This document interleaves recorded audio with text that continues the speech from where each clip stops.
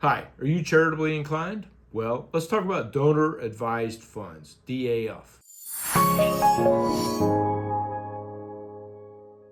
Okay, so let's talk about some of the details about a donor advised fund. Number one, you make the contribution. You choose when you get the deduction.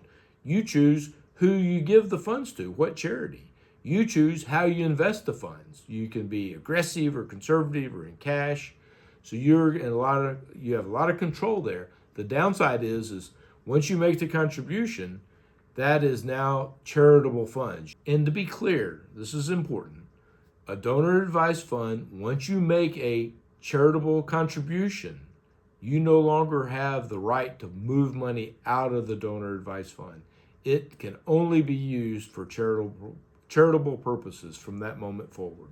The primary benefits of a donor advised fund: you get a tax deduction when you make the contribution, number one. Number two, if you're charitably inclined, this is a way for you to fund different charities, different amounts. You can allow the funds to grow, and it's a cost-effective, low record-keeping process. Fidelity specifically is very good at this. They'll allow you to do very lightly traded assets, maybe artwork or horses. You can contribute crazy things to these donor advised funds. Regular folks are going to submit, cash, stock, Bitcoin, insurance policies. You got a lot of options here.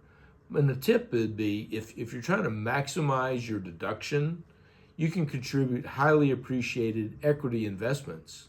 And that's a tip for maximizing your deductions. It's reducing your total taxable estate, and you get a larger deduction if you give away highly appreciated assets. One of the drawbacks is you only get the charitable deductions if you're itemizing.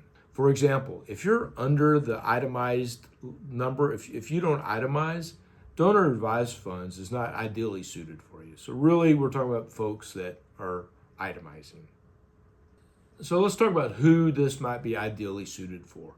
If you're into easy on the record keeping, simplified giving, and if you itemize, and then you could want to control when you get the deduction, a donor advised fund might be right for you. Donor advised funds fit into clients' financial plan several ways. There's an idea of, well, let's say that you have a retiree, and let's do donor advised fund contributions, get the deduction early, like when there's a stock sale. So let's offset that, and then give over the years up until they start taking required minimum distributions. And then at that point, switch to qualified charitable donations so that the gifting continues, and we switch strategies. We switch from donor advised funds to QCDs, qualified charitable donations. So it allows for a continuous charitable donation for those that are charitably inclined. Okay, so if you're charitably inclined, if you're interested in donor advised funds, give me a call. Check out our website. Leave some comments below. I'll be happy to talk with you in more detail about donor advised funds. Thank you.